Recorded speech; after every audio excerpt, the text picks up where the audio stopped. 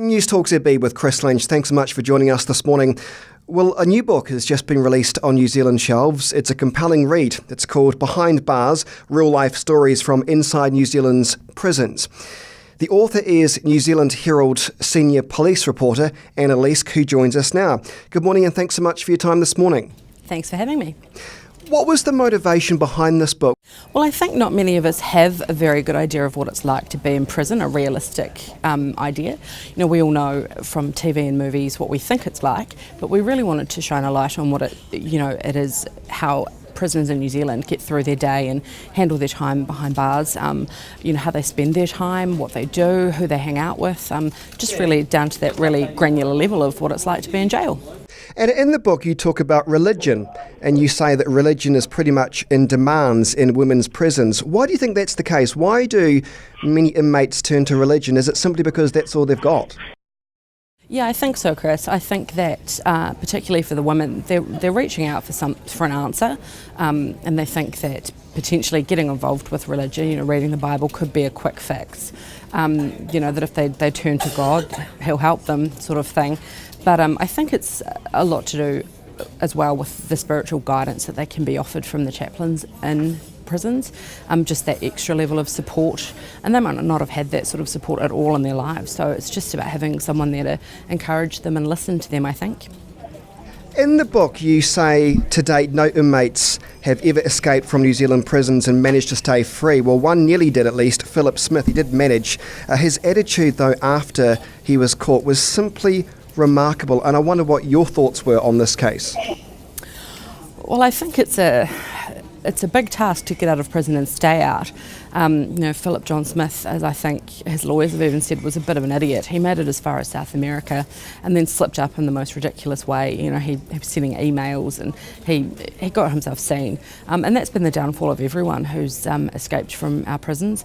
There was one man who made it to Southeast Asia for almost 10 years, and then again he got cocky and slipped up and got recognised. So I think that a lot of these prisoners who do break out, it's their cockiness that gets them caught. And the authorities don't want them out. They do a lot of work to catch them, so it's a bit of a cat and mouse game that the cat generally wins. What I find interesting about your line of work, Anna, is that you are a senior reporter for the New Zealand Herald. I often hear you on Larry Williams Drive. You cover some of the most abhorrent, appalling cases ever.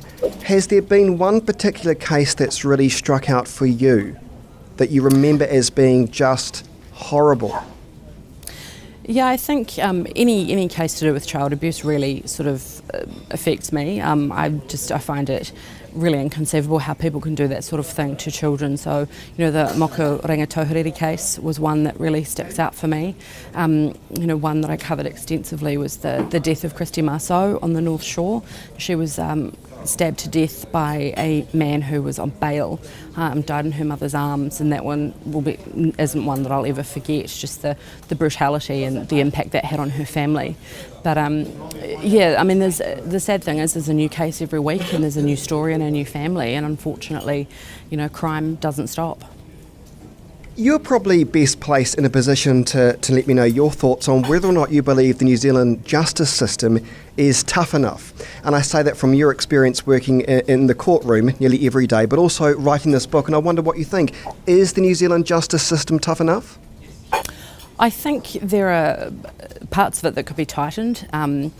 But, judges, when they're sentencing, it comes down to legislation. They don't get to choose the sentence they give. They've got to follow a pretty strict recipe, if you like, to come up with a sentencing outcome. So I think, if anything, we need to be looking at the legislation in some areas to sort of tighten the consequences that we can give some of these sort of most high risk and most brutal offenders. Behind Bars, real-life stories from inside New Zealand's prisons. It is out now. It's by New Zealand Herald reporter Anna Leask. Really appreciate your time this morning. Thank you.